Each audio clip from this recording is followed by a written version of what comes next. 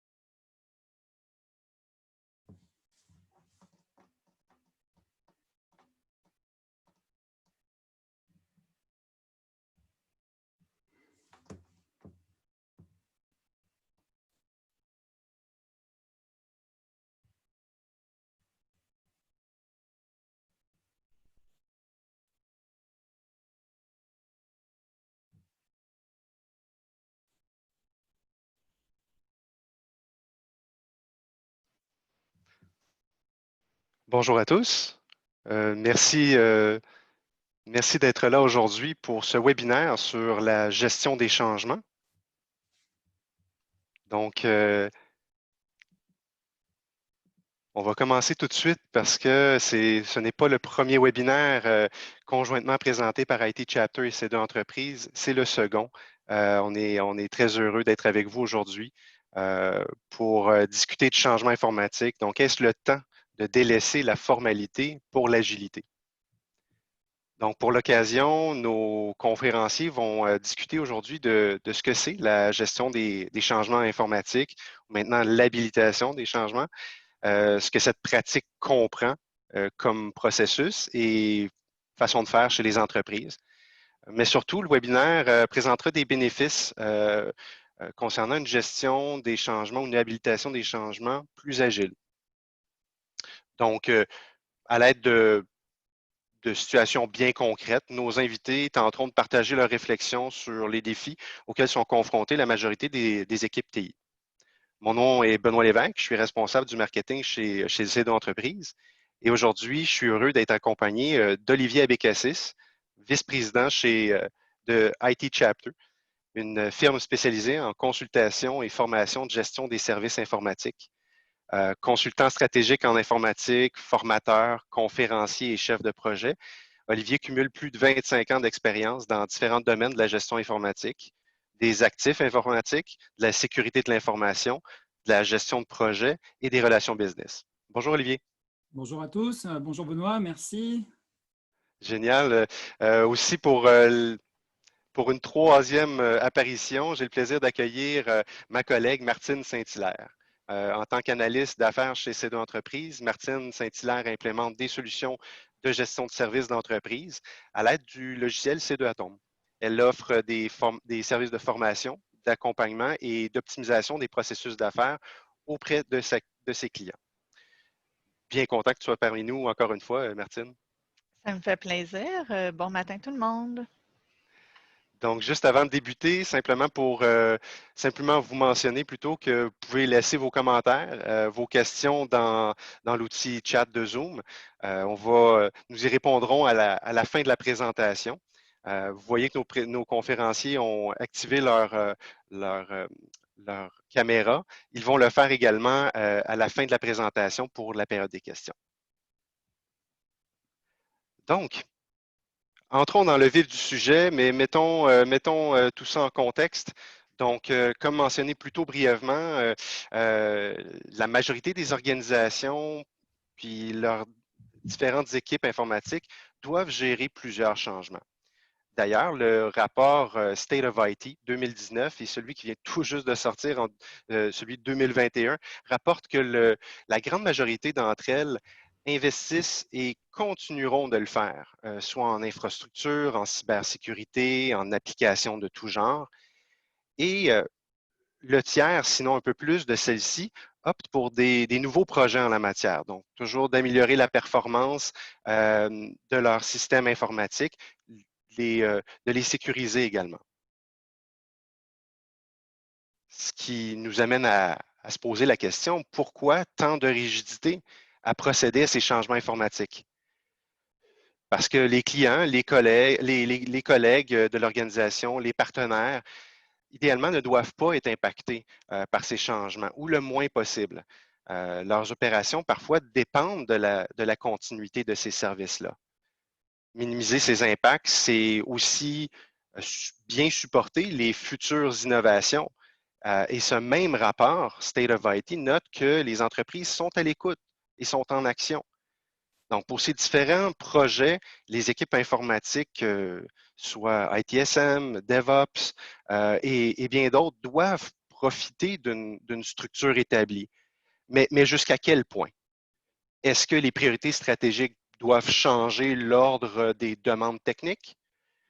C'est des questions que, justement, nos invités se pencheront sur la question dans un instant.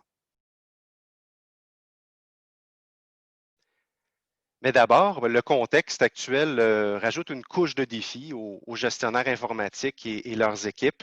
En plus des opérations, puis des menaces courantes, la majorité des employés travaillent de la maison. Les mois à venir nous réservent peut-être encore plus de changements organisationnels ou spécifiquement liés au service des technologies de l'information. Les 7 R que plusieurs ont noté à travers les années demeure une bonne première base de référence pour se poser les bonnes questions.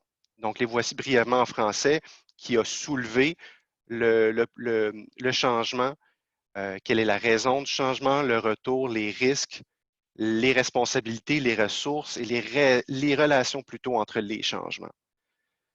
Donc, justement, Martine va reparler de l'importance de ces rôles-là et responsabilités.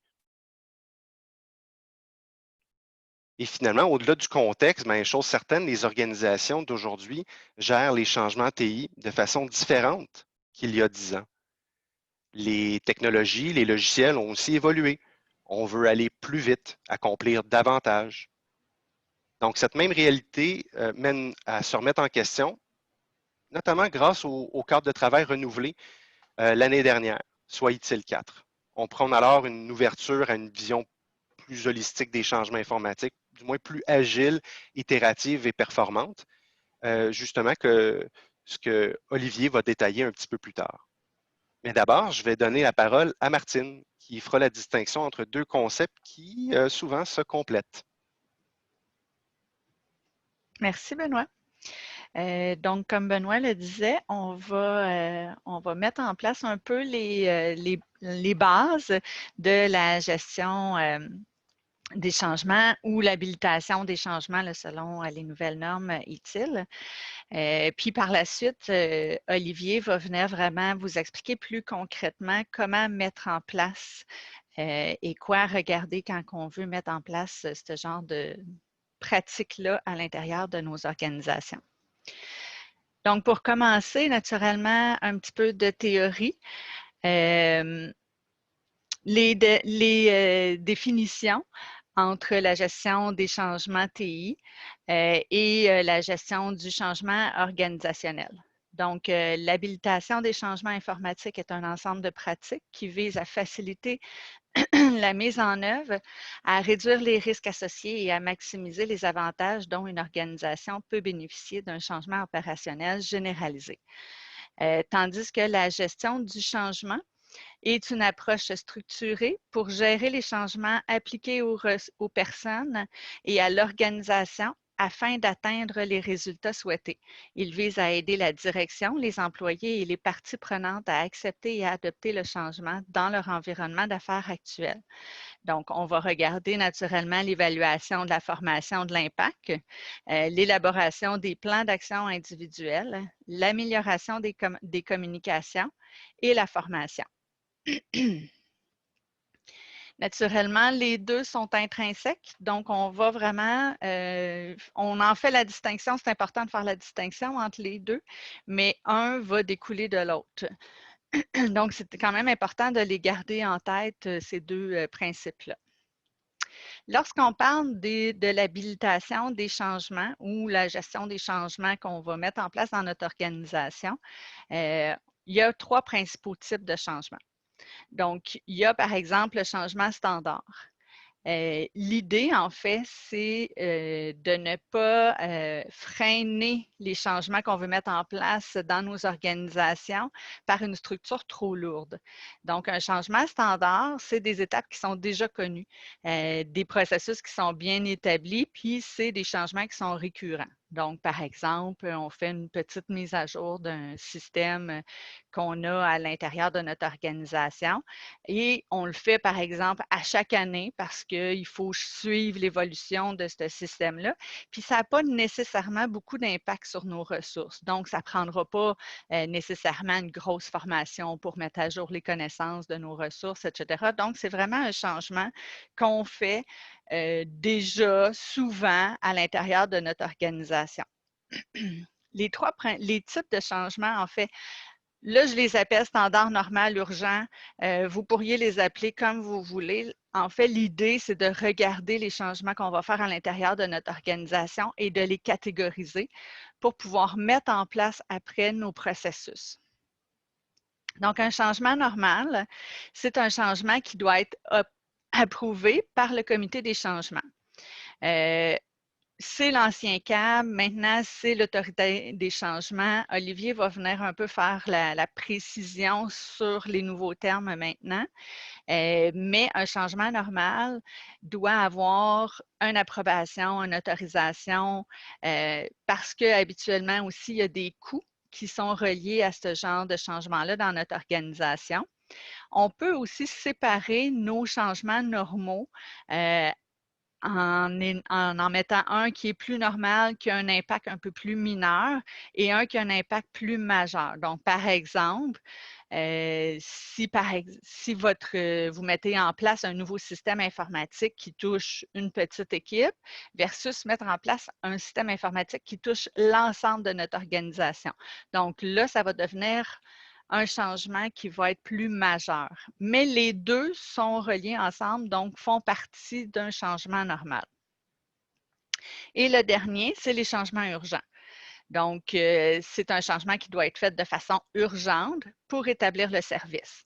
On manque de mémoire sur un serveur, on a besoin de façon urgente d'ajuster notre mémoire ou notre capacité de notre serveur pour rétablir le service normal. Et là, dans un changement urgent, naturellement, on ne veut pas avoir à passer tout un processus d'approbation de projet, de communication, etc. Donc, il faut mettre en place des processus qui sont clairs, rapides, pour pouvoir faire notre changement de façon urgente.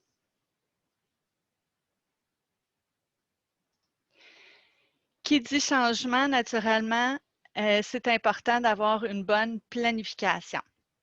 Donc, lorsqu'on fait un changement qui est plus normal, que ce soit mineur ou majeur, c'est important de faire un projet en soi avec ce changement-là. Donc, le projet va nous permettre d'avoir vraiment un gestionnaire de projet qui va être capable de suivre l'évolution du changement qu'on veut mettre en place. Donc, tous les changements qui ont un impact sur le quotidien devraient être un projet. Et il devrait avoir aussi un gestionnaire de projet qui va mettre des petits livrables, donc qui va le travailler de façon itérative, agile, avec de petits livrables qui va permettre d'avoir une évaluation après chaque livrable pour voir est-ce qu'on continue le projet, est-ce qu'il y a des ajustements à faire ou on met sur pause un peu notre projet parce qu'il y a des ajustements majeurs à faire au niveau de notre projet. Donc, l'idée d'avoir de petits livrables, ça permet d'avoir aussi un meilleur suivi du projet. Donc, on sait où est rendu notre projet qu'on est en train de mettre en place dans notre organisation. Le suivi du projet aussi permet d'avoir un meilleur calendrier de mise en place de nos changements pour éviter des conflits avec d'autres changements qui ont lieu dans notre organisation ou de faire des changements back-à-back dans la même équipe pour les mêmes ressources. Donc, il faut faire attention aussi de ne pas faire un changement un après l'autre. Il faut les étaler dans le temps et en faire une bonne répartition de nos projets. Et il y a les métriques qu'il faut absolument venir mettre en place, donc évaluer pour permettre une meilleure vélocité, vérifier les impacts de nos projets et de chacun des livrables pour vraiment voir est-ce qu'on a atteint l'objectif de notre premier livrable ou pas. Qui dit changement dit aussi apprentissage.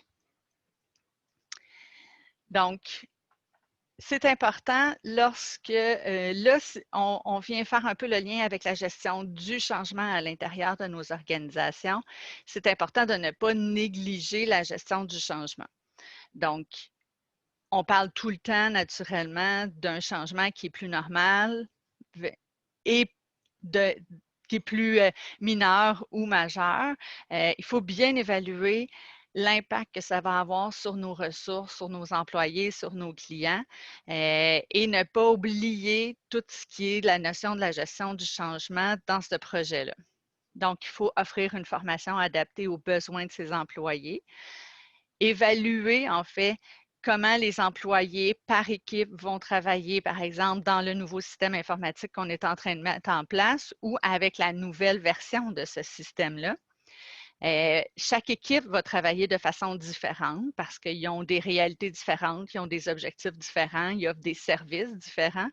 Donc, c'est important de bien voir le besoin de chacune des équipes, faire des plus petits groupes de formation, regroupés par fonctionnement, par besoin.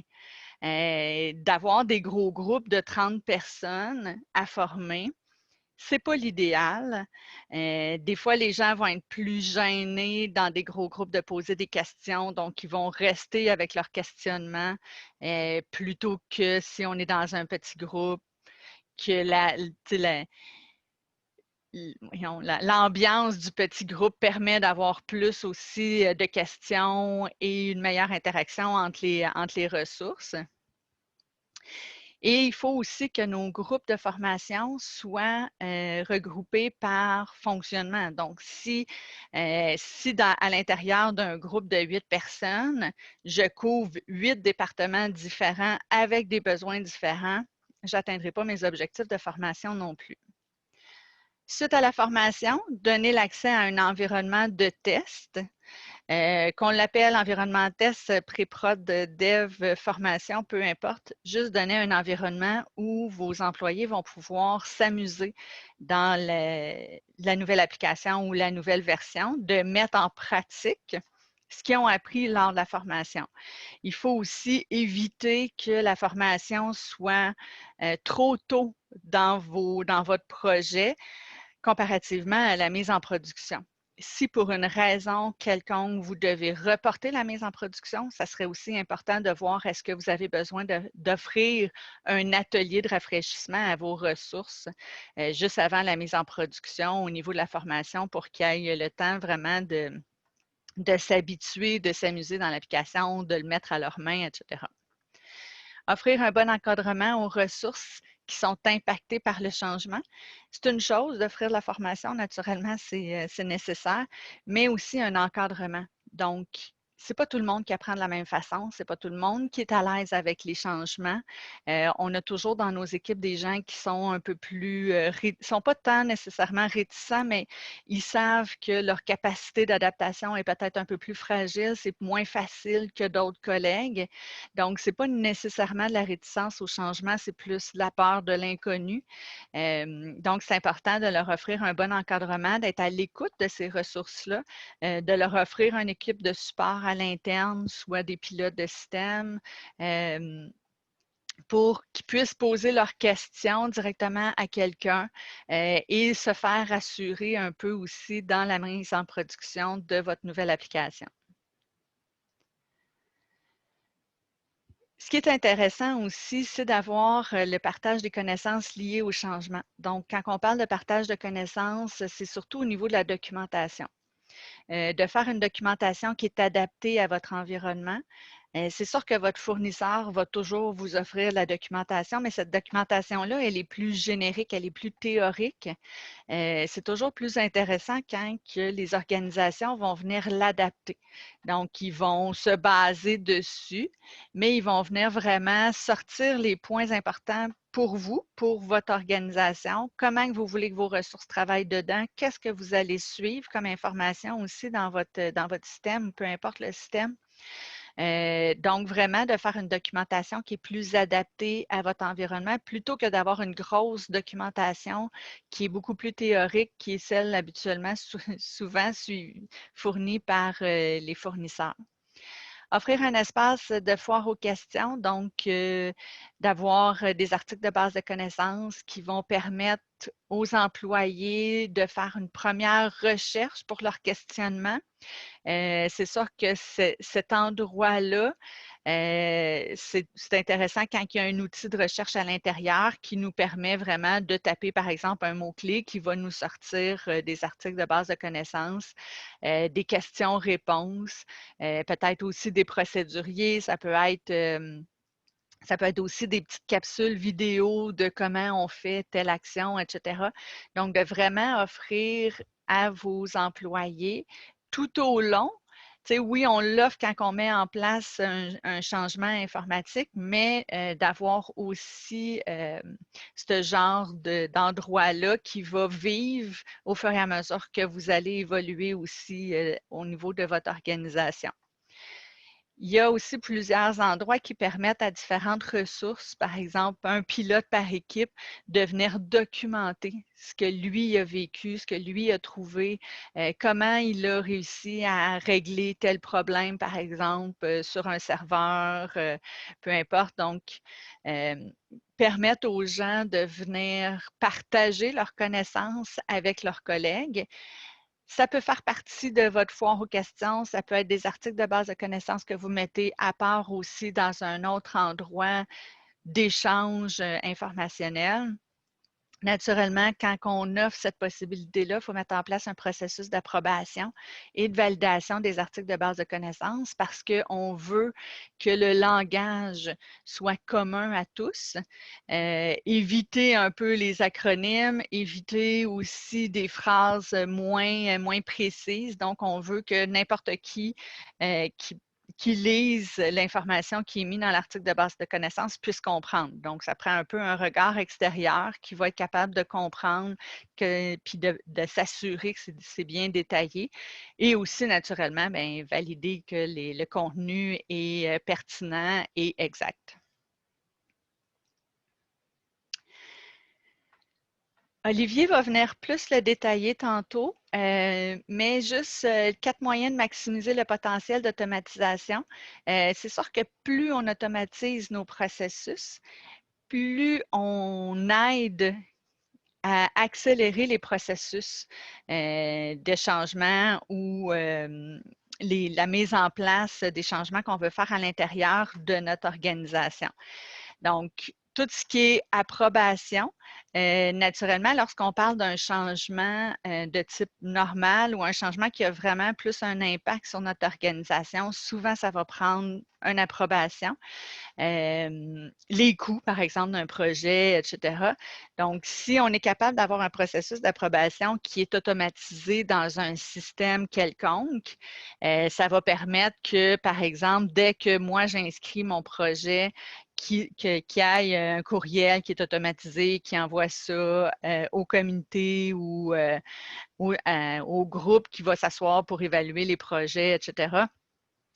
Donc, plutôt que d'avoir à écrire un courriel manuellement, l'envoyer, etc. Donc, si on est capable d'automatiser les tâches d'approbation et certaines tâches aussi à l'intérieur de notre projet, si les gens ont des trucs à mettre en place ou des tâches à effectuer pour l'atteinte de nos objectifs, bien, c'est intéressant lorsque c'est automatisé.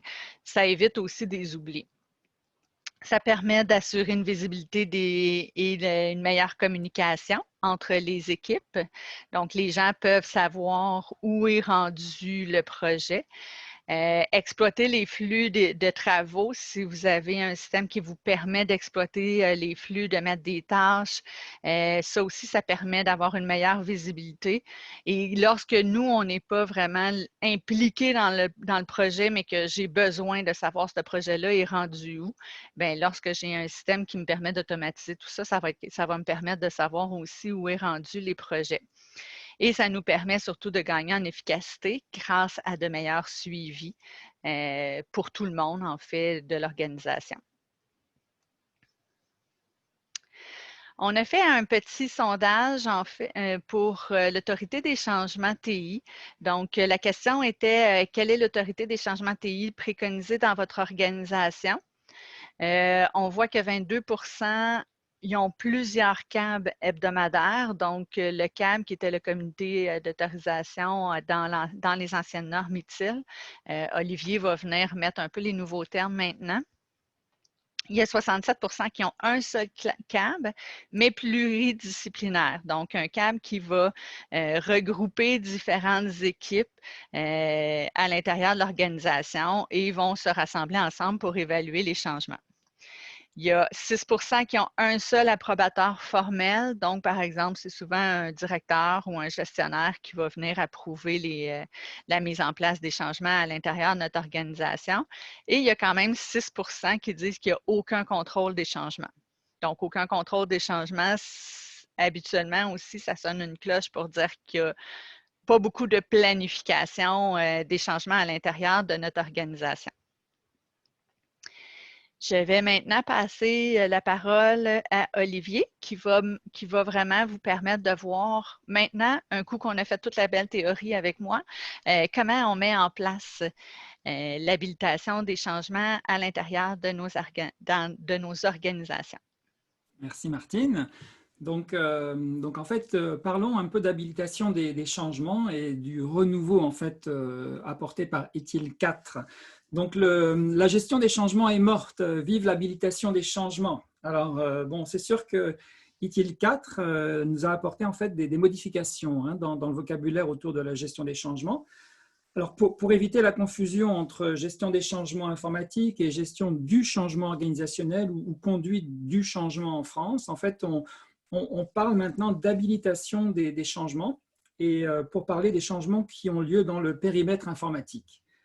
Cependant, le but de la pratique d'habilitation des changements, il n'a pas fondamentalement changé en fait. Hein. Donc, il s'agit toujours de maximiser le nombre de modifications réussies apportées aux services et aux produits, tout en veillant à ce que les risques aient été correctement évalués, les modifications autorisées avant d'aller de l'avant, qu'on ait un calendrier des changements qui soit publié et que toute l'équipe qui veut effectuer un changement s'y annonce au préalable.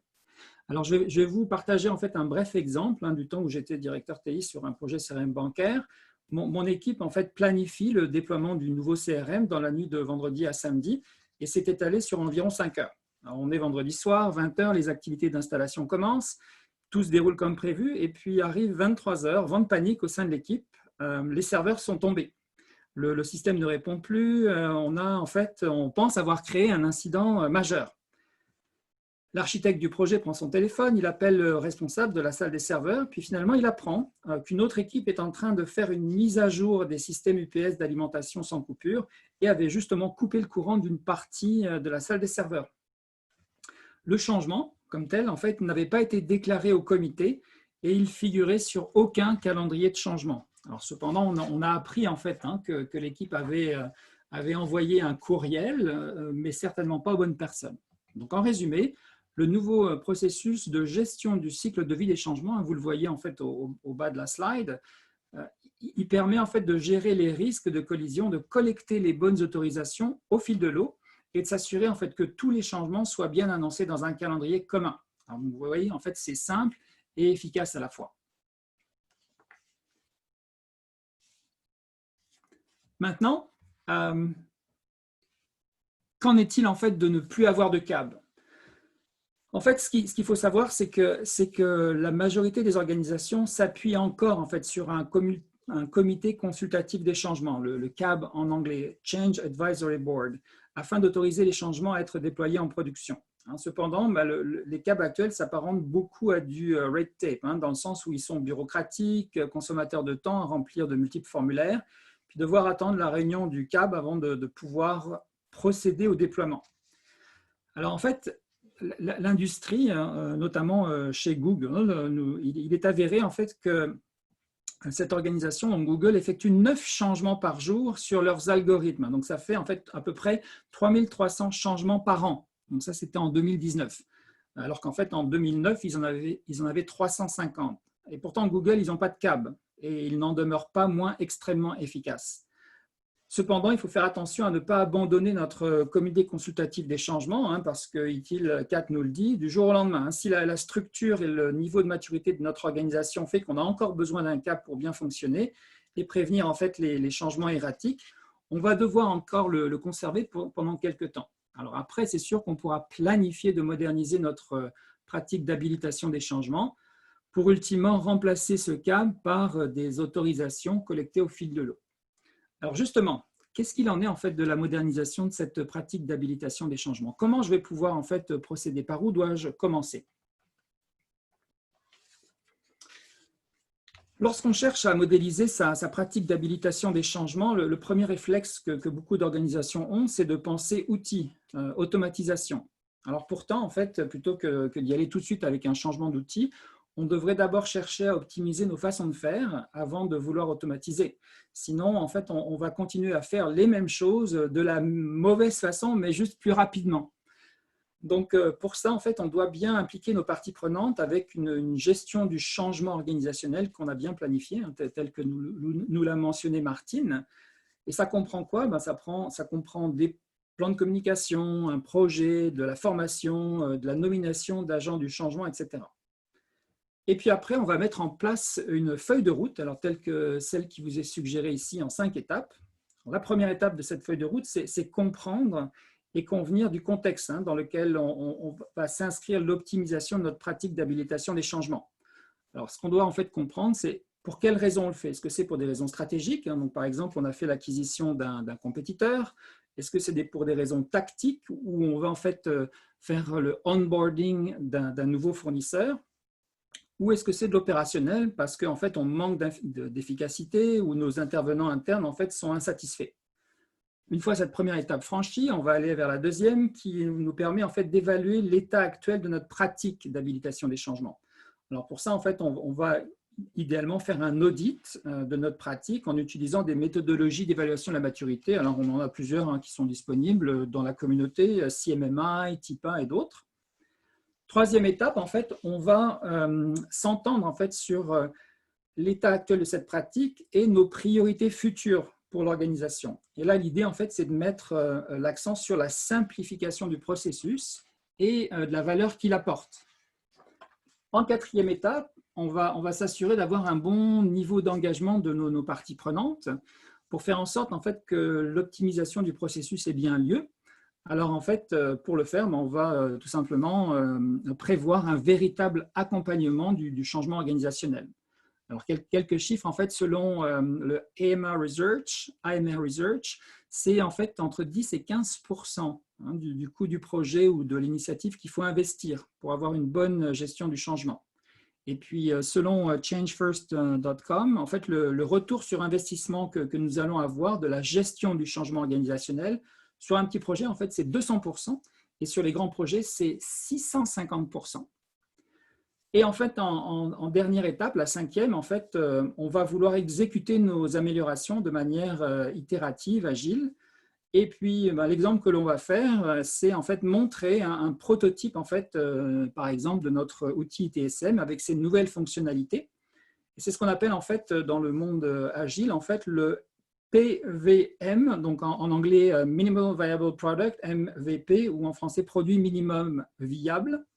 Et ça, en fait, ce que l'on va faire, c'est qu'on va valider en fait nos améliorations au fur et à mesure à chaque sprint. Et puis, l'idée, en fait, c'est qu'on va s'améliorer, mais pas seulement sur la dimension en fait, des outils. On va regarder en fait aussi les autres dimensions, donc la dimension des personnes, de l'organisation, de nos partenaires, fournisseurs, et ainsi que nos pratiques et l'ensemble de nos processus, que ce soit des processus TI ou des processus d'affaires. Donc voilà en fait la suggestion en 5 étapes de la façon de faire pour moderniser notre pratique. Alors, la question qui se pose en fait sur cette pratique d'habilitation des changements, c'est est-ce qu'il y a trop de contrôle? Donc, on vous a posé la question en fait sous forme en fait, d'un sondage qui vous posait la question de savoir quels sont les défis que la gestion des changements informatiques pose aujourd'hui à votre organisation.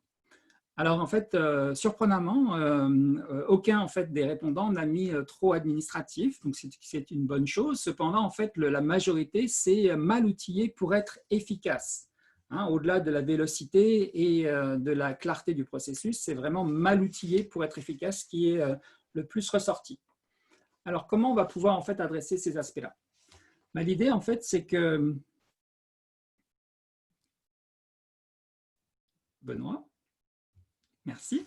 On va en fait vouloir éviter le red tape. Donc, on va en fait préconiser quoi? On va préconiser l'agilité. Donc, l'agilité comme telle, ce que l'on va en fait vouloir s'assurer, c'est d'obtenir en fait les moyens techniques pour justement se rendre agile. Mais cependant, même si on est agile, on doit en fait s'assurer de préserver la conformité, la vélocité et la flexibilité. Donc, quand on a en fait à gérer en fait des changements en flux presque continu qui nous viennent des équipes d'ingénierie et de développement, on va vouloir tout autant continuer d'être conforme. Et pour cela, on va faire de la collecte d'évidence en continu et on va le faire de manière la plus systématique et rapide possible, plutôt que d'éviter d'avoir à la faire la veille du comité du CAB, en fait, donc du comité d'évaluation en fait, de nos changements. Et puis, on va s'assurer en fait, d'avoir comme une checklist des évidences dont on a besoin. Alors, cette checklist, idéalement, on l'enregistre en fait, dans notre outil de gestion des services TI, soit directement dedans ou alors avec des liens que l'on met en fait, vers une base documentaire.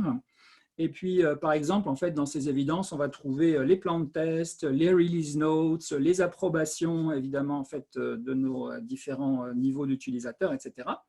Et puis, on va en fait, pouvoir laisser passer le changement vers le déploiement une fois qu'il aura été autorisé. Donc, conformité, vélocité, flexibilité, c'est ce que l'on veut en fait atteindre avec cette nouvelle façon de faire, cette modernisation. Cependant, quand on parle en fait de vélocité, c'est quoi? C'est finalement on délègue l'autorisation en l'automatisant dans notre outil TSM. Alors, par exemple, on va aller chercher automatiquement l'approbation ou l'autorisation auprès de notre représentant de l'équipe de sécurité ou celui en fait du spécialiste de la capacité performance. Idem au niveau des représentants du client. Et l'idée, c'est qu'on va s'en remettre à l'outil pour non seulement envoyer les autorisations, mais faire les rappels quand quelqu'un a oublié ou a tardé en fait à répondre et à autoriser.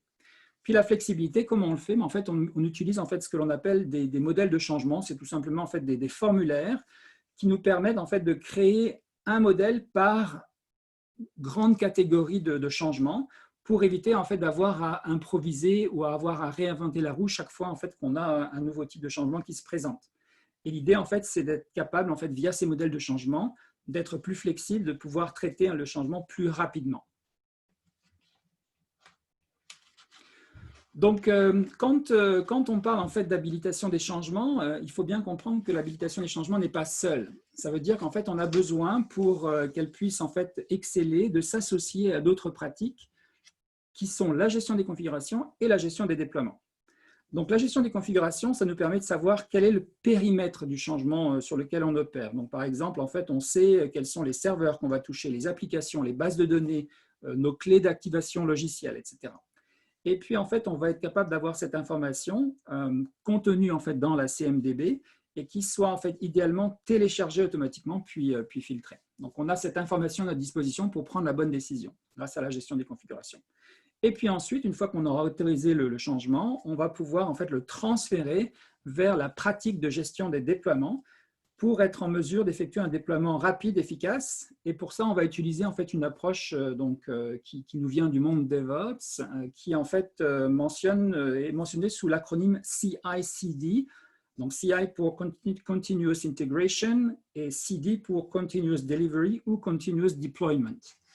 Alors l'idée, en fait, c'est que pour la partie Continuous Integration, en fait, on va construire, tester, fusionner le code que l'on a dans une seule et même release. Et puis, en fait, pour le Continuous Delivery, donc le premier CD, on va en fait faire en sorte que les modifications apportées par notre développeur à une application soient automatiquement testées par rapport à des bugs et soient téléchargées dans un référentiel. Alors, vous entendrez en fait GitHub comme exemple en fait, d'un référentiel, mais il y en a d'autres. Et puis, pour le Continuous Deployment, donc le deuxième CD, on aura en fait une publication automatique des modifications depuis notre référentiel vers la production, de sorte que ce soit utilisable par nos clients. Alors, grâce à ça, en fait, grâce à ces aspects automatisation, on va résoudre ainsi le problème de la surcharge de nos équipes opérationnelles qui, en fait, vont s'éviter d'avoir des processus manuels qui ralentissent la livraison des changements aux applications. Alors, cela dit, en fait, même si en fait, on a pris la peine d'améliorer notre pratique d'habilitation des changements, d'y en faire bénéficier en fait, celle de gestion des configurations, d'avoir en fait, une bonne gestion des déploiements, on a besoin en fait, de mesurer est-ce que cette pratique d'habilitation des changements rencontre bien nos attentes. Et pour cela, en fait, on a besoin de métriques. Donc, quelles sont les métriques pertinentes qui vont appuyer en fait nos futures décisions? Donc, j'en ai quelques-unes à vous proposer. En fait, c'est ITIL 4 qui nous les propose. Donc, en fait, les métriques que l'on regarde en fait sont regroupées en fait sous forme de facteurs de succès de la pratique d'habilitation des changements, donc que l'on acronyme PSF ou Practice Success Factor en anglais. Donc, elles sont au nombre en fait de 4, dans laquelle en fait on va avoir des métriques qui s'associent à chacun de ces 4 PSF. Donc, le premier, c'est savoir si les changements sont réalisés de manière opportune et efficace. Hein, donc dans ce PSF, vous trouverez en fait des métriques sur les indices de délai de traitement d'un changement, le temps moyen de réalisation d'un changement, la satisfaction des initiateurs du changement, etc.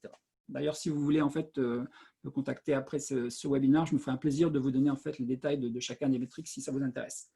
Le deuxième en fait PSF, c'est minimiser l'impact négatif des changements. Hein, donc on essaie de voir en fait est-ce que mon changement a impacté les affaires, le business avec des incidents, quel était le nombre et la durée de ces incidents liés au changement, etc. Le troisième PSF en fait, c'est la satisfaction des parties prenantes. Donc, savoir en fait si le changement a rencontré les attentes en fait, de nos parties prenantes et est-ce qu'elles sont en fait satisfaites avec les procédures, avec la communication qui a été faite, etc. Donc, ça, c'est les métriques qu'on va aller chercher. Et le dernier, en fait, c'est rencontrer les exigences de gouvernance et de conformité. On l'a mentionné préalablement. Donc, l'idée, c'est de mesurer, notamment en fait, selon des rapports d'audit, quelles sont les exigences qui ont été en fait respectées par rapport à ce qui était en fait formellement énoncé préalablement. Donc en fait, ça compose mes différents PSF. Cependant, ce qui est intéressant aussi, c'est qu'on a des statistiques de l'industrie qui sont à notre disposition, que je voulais partager avec vous aujourd'hui, qui notamment proviennent en fait de l'IT Process Institute, donc qui a en fait fait des sondages en fait au travers de l'Amérique du Nord auprès de 341 organisations informatiques et 11 dirigeants, dans lesquels en fait, il leur a été demandé de quelles sont les pratiques que ces organisations ont adoptées pour être les plus performantes possibles. Et selon le IT Process Institute, en fait, il y a 5 éléments clés qui ont été identifiés comme influant positivement la performance des organisations. Et le premier, en fait, c'est la pratique de gestion des releases, hein, qu'on appelle en fait en français mise en production. C'est en fait, tout comme celle de la construction, des tests, des retours arrière, c'est cette pratique qui, complétée à l'habilitation des changements, permet en fait aux organisations d'être les plus performantes possibles. Alors c'est sûr que la pratique d'habilitation des changements, elle est nécessaire, mais ce n'est pas en fait un prédictif de la performance des organisations.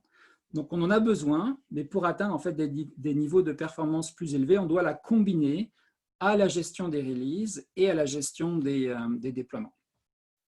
Donc souvent, les organisations identifient l'habilitation des changements comme point de départ logique pour une implémentation ITIL. Cependant, en fait, il faut bien la combiner avec ces autres pratiques pour arriver justement à la performance. Et vous avez ici des statistiques. Donc, le taux de succès des changements des organisations les plus performantes, c'est 96,4%. Alors que l'industrie, en moyenne, elle est à 92,5% et les moins performantes à 81,3%. En termes d'indisponibilité, en fait, une indisponibilité par mois sous les 31 minutes va faire de vous, en fait, vous allez faire partie en fait, des organisations les plus performantes, alors que la moyenne se situe à 74 minutes d'indisponibilité par mois et les moins performantes à 93 minutes par mois.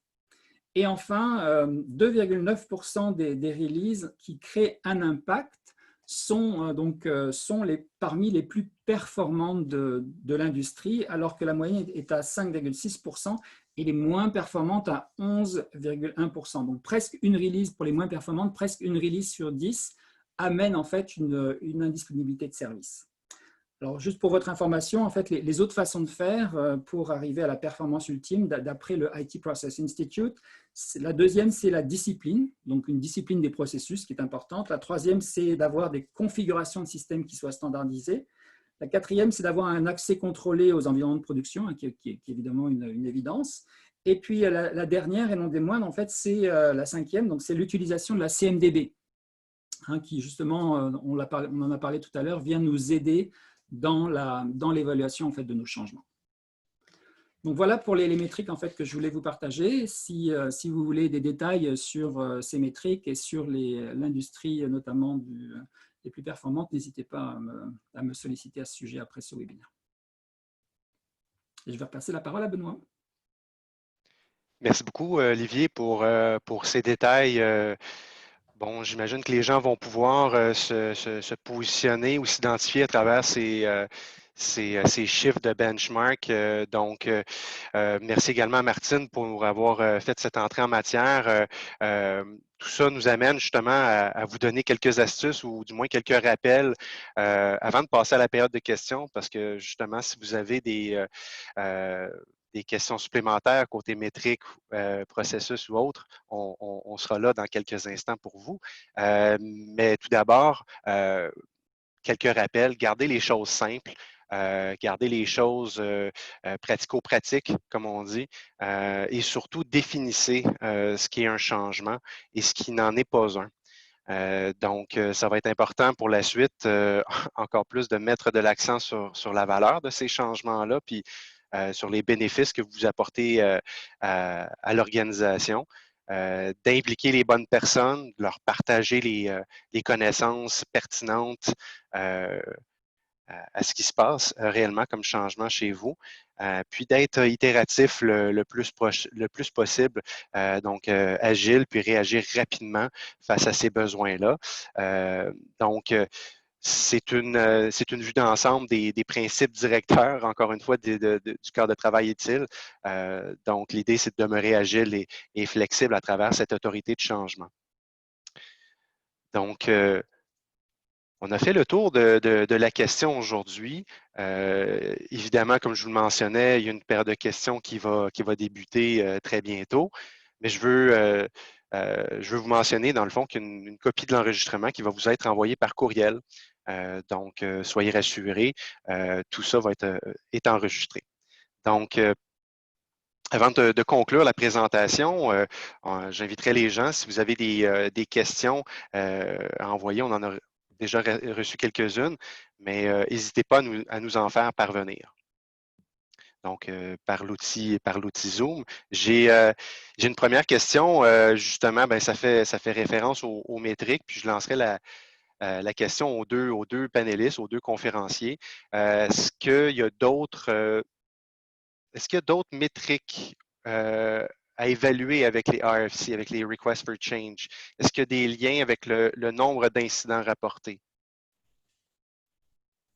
Olivier, Martine? Oui, je veux bien répondre à celle-ci. Alors, c'est vrai que les métriques, c'est un sujet en soi. Hein, donc, c'est même un métier. Hein, donc, moi, ce que je préconise, en fait, c'est évidemment d'avoir les bons métriques. Hein, trop d'informations tue l'information, donc il faut en fait avoir les bons, faire l'exercice de les choisir. Donc par rapport en fait aux incidents, oui absolument, hein, c'est clair qu'on va vouloir mesurer la stabilité que l'on préserve ou l'instabilité que l'on crée suite à des changements, donc d'être capable en fait de lier en aval les incidents créés par des changements en amont, mais aussi en fait de lier les changements que l'on a en fait apportés pour résoudre des incidents. Donc en fait, c'est dans les deux sens qu'on va vouloir en fait mesurer. Évidemment, après on va mesurer l'impact en fait c'est ça l'impact ou la sévérité de nos incidents pour s'assurer qu'on réduise au fil du temps cette sévérité. Donc ce que l'on veut, c'est plus de changements et moins d'incidents. Merci Olivier. J'ai une deuxième question qui est rentrée, à savoir comment réagir lorsque le CAB ou l'autorité de changement, appelons-la comme ça, rejette systématiquement les demandes de changement. Je ne sais pas s'il y a des contextes qui résonnent pour vous, là, Martine ou Olivier. Martine, est-ce que tu veux te lancer ou moi je peux peut-être en fait te partager une expérience.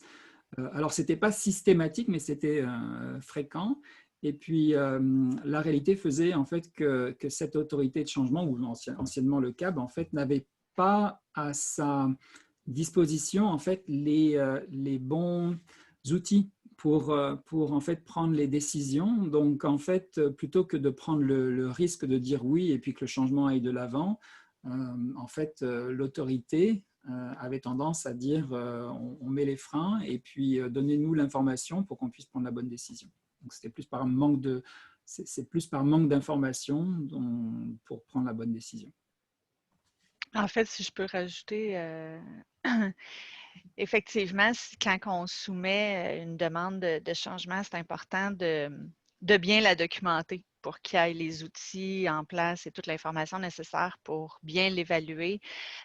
S'il rejette à chaque fois, c'est peut-être, faut aller voir pourquoi il rejette, puis mieux documenter ou mieux faire notre travail en amont avant de l'envoyer pour l'approbation. C'est sûr que tu n'approuves pas quelque chose qui manque de détails ou que les coûts sont mal établis et l'impact est mal établi. Là. Merci à vous deux. J'ai une troisième question ici. Si jamais les équipes de développement ne sont pas en mode agile, ce serait quoi l'impact pour l'habilitation de changement en mode agile? Tu y vas, Olivier? Oui. Oui, donc en fait, effectivement, c'est ce qui est intéressant dans cette question, et merci Yassine de la poser, en fait, c'est souvent l'inverse. Ça veut dire que les équipes de développement sont déjà en mode agile, et puis en fait, ils poussent la gestion des changements, donc l'habilitation des changements à se transformer vers l'agilité, mais là, c'est l'inverse. Donc en fait, dans ce cas-là, l'idée, ça reste de collecter en fait la bonne information au fil de l'eau au bon moment, puis d'équiper nos autorisateurs avec les moyens de prendre la bonne décision. Donc c'est sûr que si les équipes en fait de développement ne sont pas encore en mode agile, les demandes de changement vont rentrer peut-être de manière moins fréquente, plus au compte-gouttes. Mais quand même, il va falloir en fait les traiter parce que agilité, ça ne veut pas forcément dire juste équipe de dev, mais on a aussi en fait des demandes opérationnelles qui rentrent à tous les jours et puis ça, il faut pouvoir les traiter rapidement de toute façon. Donc, ce n'est pas juste le dev qui drive l'agilité. Non, puis l'agilité, c'est pas, dans le fond, les grands principes de l'agilité, c'est d'y aller par petites itérations et d'avoir une vue holistique, en fait, des changements qu'on veut faire. Donc, effectivement, l'agilité n'est pas juste une question de dev. Puis, c'est important, en fait. C'est plus de prendre les bons principes de l'agilité, de s'asseoir régulièrement ensemble, de bien évaluer les impacts, d'y aller par petites itérations pour faire l'évaluation après chaque étape. Là. Dans le fond, c'est un peu ça, les grands principes de l'agilité. C'est sûr que quand on parle d'agilité au niveau du développement, il y a d'autres choses, mais au niveau de l'organisation, c'est juste de se permettre le droit à l'erreur aussi, là, puis de réévaluer si on s'est trompé, de réajuster au fur et à mesure plutôt que de réévaluer ça complètement à la fin de notre projet. Là. C'est un peu ça les grands principes aussi. Là. Tout à fait. Bien, merci encore. Les questions fusent. Je crois que la réflexion est bien entamée. J'ai Carl-Henri qui nous demande, devrait-on parler de la gestion du changement ou de la transition lorsqu'il est question de transférer les connaissances aux intervenants de support après le déploiement? Mm-hmm. Alors, merci Carl-Henri pour cette question. En fait, si je peux me permettre, Martine. Oui. Oui. En fait, on parle de plus en plus en fait de transition, c'est vrai. En fait, notamment dans certains contextes professionnels, celui notamment de la gestion des relations d'affaires, le BRM Institute, en fait, parle de transition business plutôt que gestion du changement. Mais c'est vrai que ça revient en fait à la même chose. On amène en fait, on accompagne nos intervenants en leur donnant de la connaissance, en les équipant, en leur montrant le What's in it for me. Et puis, on s'assure en fait de le faire pendant les phases en fait de conception, pendant la phase de transition, mais aussi après, pendant le déploiement, on doit les tenir par la main tout du long pour s'assurer en fait qu'ils obtiennent la valeur justement en fait des services et des produits qu'on leur soumet. c'est surtout de ne pas le faire après le déploiement, mais tout au long du déploiement. C'est surtout ça qui est important. Votre équipe de support doit être partie prenante, en fait, dans toutes les étapes, sans que ce soit nécessairement toutes les ressources directement, mais au moins que le gestionnaire ou qu'un pilote de l'équipe de support soit impliqué dans tout le déploiement ou la transition de votre de ce que vous voulez mettre en place, en fait, là, de votre changement. Là.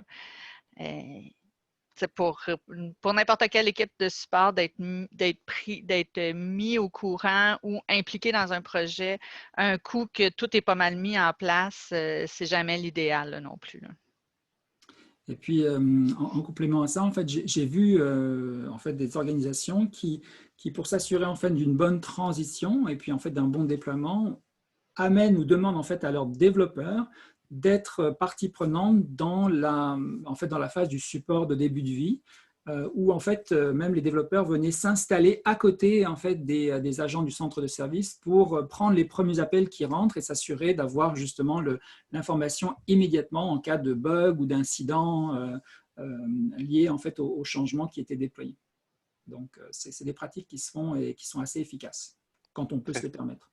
Très intéressant, Olivier. Peut-être ça nous amène à passer, je pense, à une dernière question de Louis-Marie qui, bon, on parle de collaboration, mais de trouver un équilibre à travers tout ça.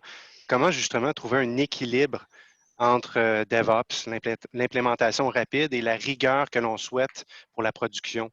Beaucoup semblent trouver que la limite est difficile à trouver. Tout à fait. Martine, est-ce que je réponds à celle-ci? Ah, tu peux commencer. Okay, tu commences, je continue. donc, en fait, oui, merci Louis-Marie pour cette question. Et c'est vrai que c'est une question fondatale. D'ailleurs, ça crée, en fait, on le sait, dans l'industrie, parfois certains antagonismes, on peut dire ça comme ça, entre en fait, les équipes DevOps puis les équipes de gestion des services qui d'un côté, on veut la stabilité, puis en amont, on veut sortir le plus de nouvelles fonctionnalités possibles.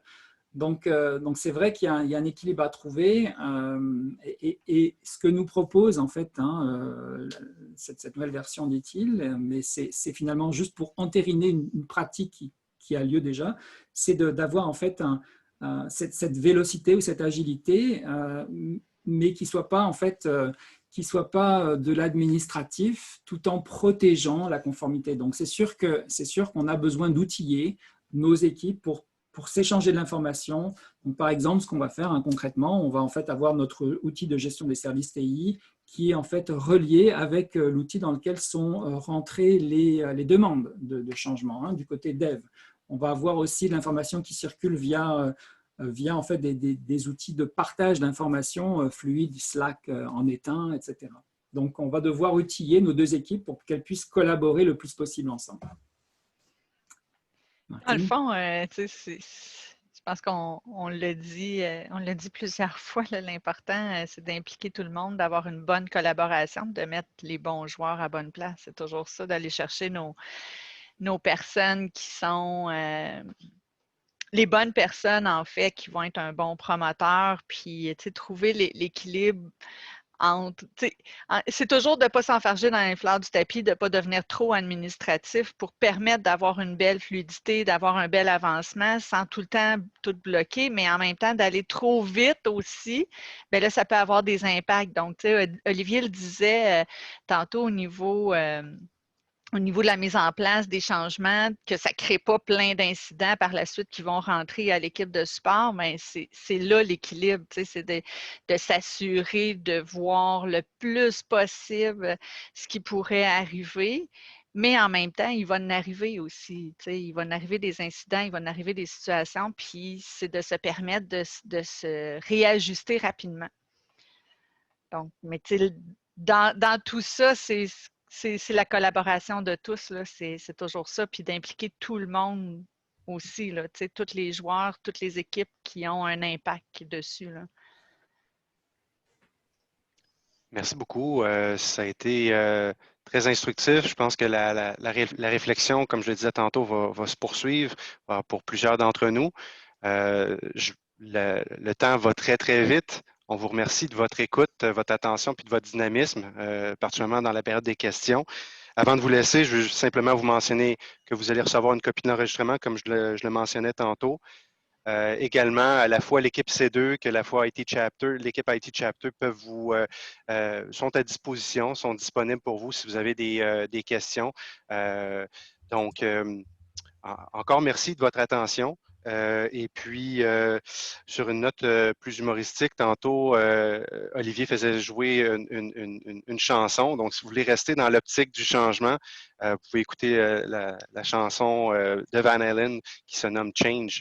Donc, voilà l'introduction musicale qu'on vous a donnée tantôt. Donc, merci à nos panélistes et on vous souhaite une très bonne journée. Au plaisir. Merci. Oui, au revoir.